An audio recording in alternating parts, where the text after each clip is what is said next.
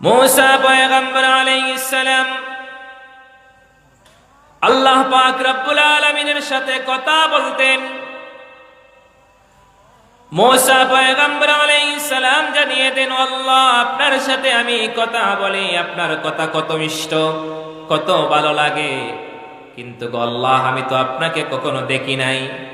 আমার মনের মধ্যে বড় আশা জাগে, মনের মধ্যে বড় আশা হয়, যেমনি ভাবে আপনার সাথে আমি কথা বলি ওইমনি ভাবে যদি আমি আপনার সাথে দেখা করে কথা বলতে পারতাম, আপনার সাক্ষাৎটা লাভ করতে পারতাম, তাহলে আমি নিজেকে ধন্য মনে করতাম।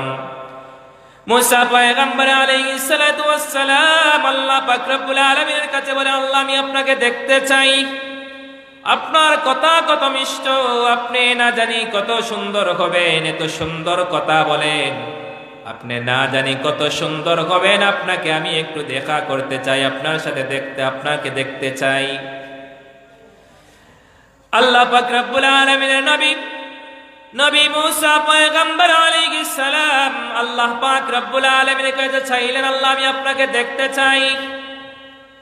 আল্লাহ পাক রব্বুল আলামিন বললেন, না রে मूसा না, তোমার সাথে আমি দেখা করা সম্ভব নয়, তুমি আমাকে দেখা করা সম্ভব নয়, তুমি আমাকে দেখতে পারবে না। मूसा নবী বলেন, না আমি দেখতেই চাই। আল্লাহ বললেন, লান তারানি, কখনো দেখা সম্ভব নয়, কখনো দেখা সম্ভব নয়।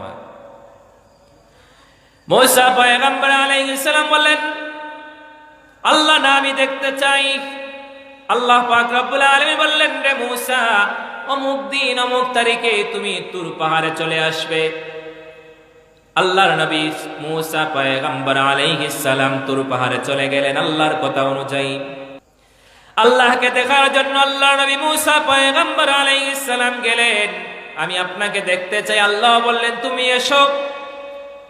আল্লাহ পাক রব্বুল আলামিনের সাথে দেখা করবেন, কিন্তু আল্লাহ পাক রব্বুল আলামিন ওনাকে বলেছিলেন, রে मूसा আমাকে দেখা সম্ভব নয়।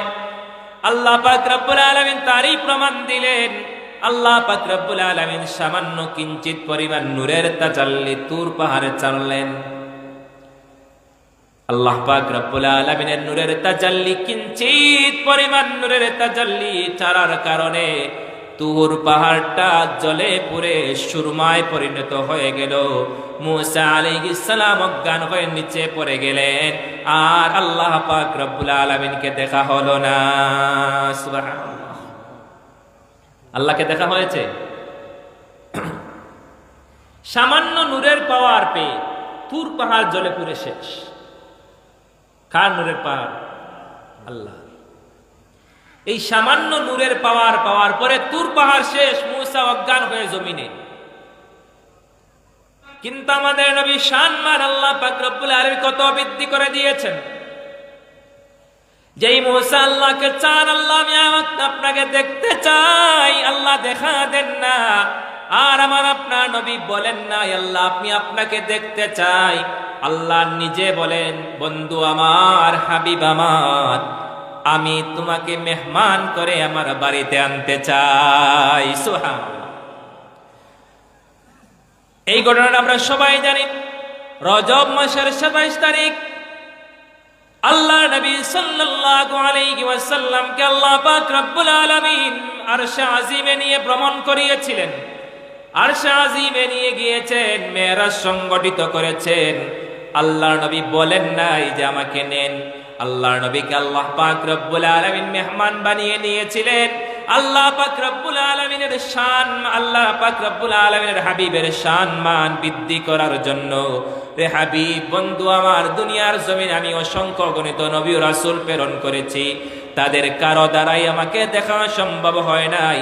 তুমি মুহাম্মদ সাল্লাল্লাহু আলাইহি ওয়াসাল্লামকে দিয়ে, অন্যান্য নবী রাসূলগণ দিয়ে যেটা সম্ভব হয় নাই, তুমি নবী মুহাম্মদুর রাসূলুল্লাহ সাল্লাল্লাহু আলাইহি ওয়াসাল্লামকে দিয়ে আমি সেটা সম্ভব করে জগতের মানুষকে দেখিয়ে দিতে চাই। সুবহানাল্লাহ। আল্লাহ নবীকে আল্লাহ পাক রব্বুল আলামিন আরশে আজিমে নিয়ে গেলেন। ঘটনা অনেক লম্বা, আমি সেদিকে যাচ্ছি না, শুধু ইঙ্গিত দিয়ে যাচ্ছি যে আল্লাহ নবীর শান অন্যান্য নবীর চাইতে কত বেশি। মুসা নবী চাইলেন আল্লাহ আমি আপনাকে দেখতে চাই, আল্লাহ দেখা দিলেন না।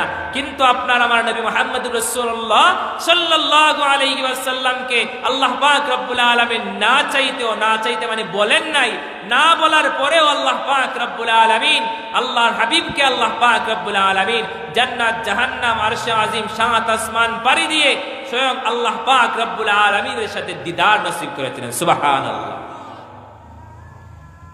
এই নবীর সম্মান অন্যান্য নবীর চাইতে বেশি কিনা?